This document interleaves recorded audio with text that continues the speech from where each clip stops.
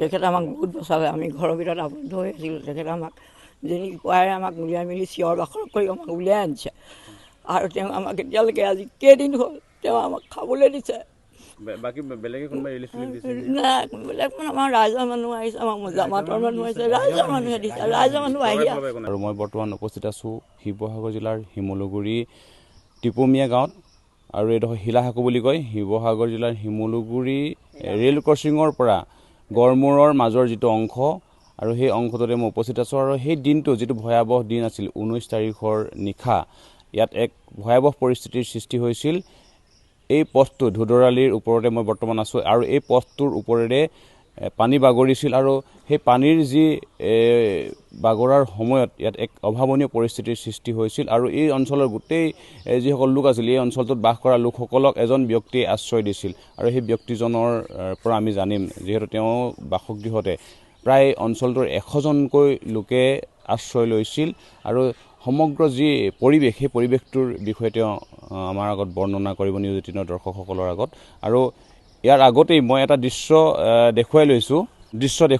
দেখিছে আপোনালোকে, এখন গাড়ী এতিয়াও বান্ধি থোৱা অৱস্থাত আছে। আৰু এই গাড়ীখন হৈছে এখন মাৰুতি চুজুকি কোম্পানীৰ গাড়ী, আৰু এই গাড়ীখন ইয়াত এতিয়াও বান্ধি থৈ দিয়া আছে। কাৰণ এই গাড়ীখন গেৰেজত আছিল, এই স্থানত এটা গেৰেজ আছিল, আৰু সেই গেৰেজত এজোপা তামোল গছত বান্ধি থৈ দিয়া অৱস্থাত এই গাড়ীখন তামোল গছৰ সৈতে উভালি লৈ যায়, আৰু পুনৰ সেই গাড়ীখন এডাল ৰছীৰে এতিয়াও বান্ধি থোৱা অৱস্থাত আছে। এই গাড়ীখন দেখিছে আপোনালোকে, এই গাড়ীখন এতিয়াও তাত উপঙি আছে। আৰু এই স্থানত ইয়াৰ এজন স্থানীয় লোকে ইয়াৰ যিসকল লোক আছে, সেই প্ৰায় 100জন লোকক তেওঁ আশ্ৰয় দিলে, তেওঁ জীৱন বচালে সেই লোকসকলৰ। তেওঁৰ পৰা আমি জানিম। আপোনাৰ বাসগৃহত 100জন লোকক প্ৰথমে মই নিউজ 18 অসমক মই ধন্যবাদ জ্ঞাপন কৰিছোঁ। যিদিনা যোৱা দেওবাৰ অৰ্থাৎ 5 বজাৰ পৰা যি ভয়ানক পৰিস্থিতি, বানৰ পৰিস্থিতি আহিছিল, সেই পৰিস্থিতি বৰ বেদনাদায়ক, বৰ দুখজনক, যিটো ভাষাৰে বুজাব নোৱাৰি।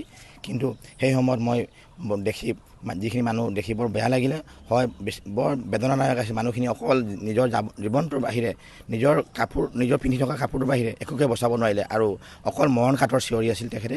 বৰ দুখজনক বিষয়। তেতিয়া মই কি কৰোঁ, মই একো নিজৰ বিবেকেৰে একো চিন্তা নকৰি মোৰ ঘৰ হোৱাৰ কাৰণে মই ক'লোঁ, আহক আপোনালোকৰ অন্তত আহি মোৰ নিৰাপদ স্থানত আপোনালোকে আপোনাৰ নিজৰ জীৱনটো বচাওক।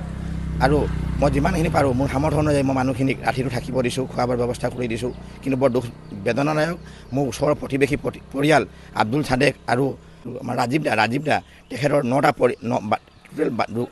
12জন মানুহ ঘৰখন আবদ্ধ হৈ আছিল। মই শিৱসাগৰ জিলা উপায়ুক্ত মহোদয়, সোণাৰী জিলা উপায়ুক্ত মহোদয় বহুত কাঠৰ কৰিছোঁ, কিন্তু প্ৰশাসনৰ মানুহে মোক কোনো ধৰণৰ আহি আমাক সহায় নকৰিলে। NDFBৰ মানুহ আহিছে, কিন্তু তেওঁলোকে আমাক কোনো সহায় নকৰিলে।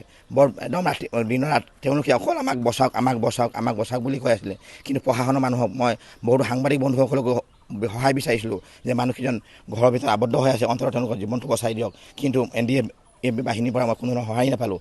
শেষত ৰাতিপুৱা 5 বজাত এজন মানুহ NDFক মই বহুত কাঠৰ আহ্বান কৰিলোঁ, তেখেতসকলে গৈ সেই মানুহ 12জনক উদ্ধাৰ কৰিলে, আৰু মোৰ ঘৰত আনি মই আশ্ৰয় দিছোঁ। এতিয়ালৈকে তেখেত মোৰ ঘৰত আছে, আৰু এই প্ৰতিবেশীত থকা প্ৰায় 100ৰ অধিক মানুহক মই আশ্ৰয় দিছোঁ।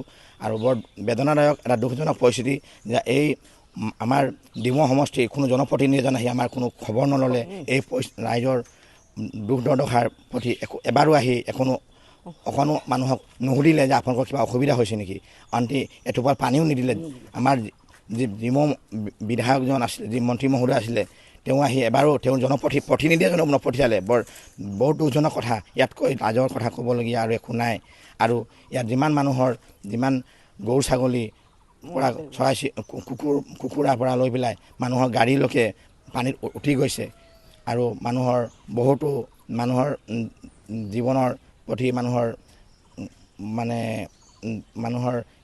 একো নাইকিয়া হ'ল। কেৱল মানুহজনৰ বাহিৰে মানুহৰ একো থকা নাই। এইখিনিয়ে মোক ক'বলগীয়া। সেই দিনটোত ইয়াত পানী কিমান হৈছিল? পানী এই ৰাস্তাৰ ওপৰত এবুকু পানী হৈছিলে, ডিঙিলৈকে মানুহৰ ঘৰৰ ভিতৰত ডিঙিলৈকে পানী হৈছে। ইমানে মানুহ ডুবি যোৱা অৱস্থাত, মানুহ বাহিৰত ওলাই অহা পৰিস্থিতি নাছিলে এই সময়ত। ৰাতি 2টা বজালৈকে ৰাতি 2টা বজাৰ পিছতহে পানী অকণমান, আনকি মানুহ টিঙৰ ওপৰত মানুহ থাকি মানুহৰ জীৱন বচাইছে। তেখেতে আমাক বহুত বচালে। আমি ঘৰৰ ভিতৰত আবদ্ধ হৈ আছিলোঁ। তেখেতে আমাক যেনেকুৱাই আমাক উলিয়াই মেলি চিঞৰ বাখৰ কৰি আমাক উলিয়াই আনিছে আৰু তেওঁ আমাক এতিয়ালৈকে আজি কেইদিন হ'ল তেওঁ আমাক খাবলৈ দিছে বাকী বেলেগে কোনোবাই ৰিলিফ দিছে নাই বেলেগ মানে আমাৰ ৰাইজৰ মানুহ আহিছে আমাৰ জামাতৰ মানুহ আহিছে ৰাইজৰ মানুহে দিছে ৰাইজৰ মানুহ আহি ৰাইজৰ মানুহে আমাক পানী চানী দিছে খিচিৰি দিছে এখেতে আমাক ৰাখিছে এখেতে আমাক ভৰি চেণ্ডেললৈকে আমাক দিছে কাপোৰ দিছে চেণ্ডেল দিছে ব্যক্তি হৈছে যিজন আপোনাৰ নামটো পৰিচয় মই মতিউৰ ৰহমান হয় শিমলুগুৰি এইডোখৰ শিলাহাকুৰ টিপমীয়া গাঁৱৰ বাসিন্দা ৰামু গাঁৱৰ বাসিন্দা আৰু তেওঁ প্ৰায় 100জন ব্যক্তিক আশ্ৰয় প্ৰদান কৰিলে জীৱন বচালে তেওঁলোকৰ আৰু এই যিটো পথ এই পথটো হৈছে ধুদৰালি আৰু ধুদৰালি পথটোৰ ওপৰেৰে সেই দিনটোত বহু ওপৰলৈকে পানী বাগৰিছিল আৰু এজন স্থানীয় লোক আছে আমি তেওঁৰ পৰা জানিম সেই দিনটোৰ যিটো অৱৰ্ণনীয় পৰিস্থিতি যি হয় মই সেই সময়ত মানে ঘৰত নাছিলোঁ আমি শিমলুগুৰিৰ পৰা আহিছিলোঁ তাৰপৰা আহি আমাৰ ঘৰটো ৰিয়েলি মানে জাতীয় বিদ্যালয় যিহেতু কলনি তাত প্ৰায় 25 ঘৰ মানুহ তাত ভিতৰলৈ সোমাই আছে আৰু প্ৰত্যেকেই চব চাদৰ ওপৰত যিকেইজন আছে চবৰতো চাদ নাই গতিকে তেওঁলোকে গৈ তাত আশ্ৰয় ল'লে আমিতো তালৈ যাবই নোৱাৰিলোঁ আৰু মোৰ নিজৰ ক্ষেত্ৰত মই কৈছোঁ সেইদিনা ৰাস্তাটোত সোমাই গৈ মই কোনোমতে প্ৰাণ ৰক্ষা কৰিছোঁ আৰু গোটেই গাড়ীৰ পৰা আদি কৰি ঘৰত একো বস্তুৱেই নাই আৰু আল্টিমেট মানে আমাৰ যিটো ঘৰৰ দৰজাৰ ওপৰত প্ৰায় 1 ফুট ওপৰত পানী গতিকে তাৰ সেই পৰিস্থিতিত মানে কিবা বস্তু বাচিছে বুলি কোনো ভাবিব নোৱাৰা কথা এটা আৰু মোৰ একেই হৈছে গোটেই বস্তুটো গাড়ীৰ পৰা আদি কৰি গোটেইখিনি তললৈ গ'ল সেই অঞ্চলৰ সেইটোৱে হৈছে আৰু যিটো মানে ৰিলিফৰ কথা কোৱা হৈছে ৰিলিফটোতো কোনোবা ব্যক্তিগতভাৱে মই সেইদিনা অলপ মানে মই বাহিৰত ওলাই আহিছিলোঁ কাৰণে আমাৰ ওচৰৰ এজনে মানে তালৈ গৈ সেইখিনি মোৰ ফালৰ পৰা অকণমান সহায় কৰিলোঁ সেইখিনি যথেষ্ট নহয় গতিকে মানুহখিনি মানে এনেকুৱা বাহিৰৰ ফালৰ পৰাতো কোনো হেৰি নাই হোৱা কালি এই গড়গাঁও মহাবিদ্যালয় কৰাৰ মানে এটা টিম এটা খিচিৰি দিছিলে বুলি শুনিছোঁ মই নাছিলোঁ বাৰু সেই সময়ত গতিকে ভাবিছোঁ যে তাত মানে কোনো মানে মানুহকেইজনেহে তাত জীয়াই আছে বুলি ভাবিলোঁ বাকী বস্তু মানে বহুত সা সম্পত্তি নষ্ট হৈছে গতিকে আমি নিউজ 18ৰ মানে আমি ধন্যবাদ জনাইছোঁ যাতে আপোনালোকে মানে এই কথাখিনি নিৰ্দিষ্ট কৰ্তৃপক্ষৰ ওপৰত প্ৰায় মানুহখিনিক অকণমান সকাহ দিয়াৰ চেষ্টা কৰে ধন্যবাদ হয় আৰু এটা কথা জানিব বিচাৰিছোঁ এই যিটো স্থান এই স্থানেৰে বহুকেইজন মানুহ বানৰ উটি যোৱা ৰাইজে প্ৰত্যক্ষ কৰিছিলে এই বিষয়ে কিবা আপুনি সেই সম্পৰ্কত মানে এতিয়ালৈকে ওলোৱা নাই লাহেকৈ পানী হাম কাটিছে যদিও ক'ৰবাত লাগি আছে বুলি মোৰ সন্দেহ হয় বিশেষকৈ আমাৰ ৰাস্তাটোতে এতিয়া মানে ভাবিছোঁ সেইফালে কালি মই গোন্ধ পাইছোঁ তাৰমানে বহুত দেৰি চালোঁ চোৱাৰ পিছতো মানে তাত কিবা যে লাগি নাথাকিব মানে সন্দেহ নাই কিন্তু এইবোৰ ধৰি লওক মানে পশুধনৰ গৰু ছাগলী এনেকুৱাবোৰতো কথাটো মানে সেইটো হিচাপেই নাই কিন্তু মানুহৰ ক্ষেত্ৰতে সেইটো হৈছে আৰু ওচৰতে ইফালে আমাৰ কাষৰে মানে বচাঙত এজন ব্যক্তি কালি ঢুকাইছে কিন্তু তেওঁ সৎকাৰ কৰিবও পৰা নাই মানুহখিনিত আকৌ পানী কালি নতুনকৈ তাত মানে এটা আতংকৰ সৃষ্টি হ'ল মানুহৰ আকৌ পানী আহিছে বুলি গতিকে মানুহখিনি ওলাই দিলে এতিয়া কি হৈছে ডেড বডিটো এতিয়াও মই গম নাপাওঁ বাৰু কিন্তু গাঁওবুঢ়াক সেইখিনি জনাইছে বুলি জানিছোঁ মই আপুনি বিচৰা বাতৰি পাব কেৱল নিউজ 18 এপত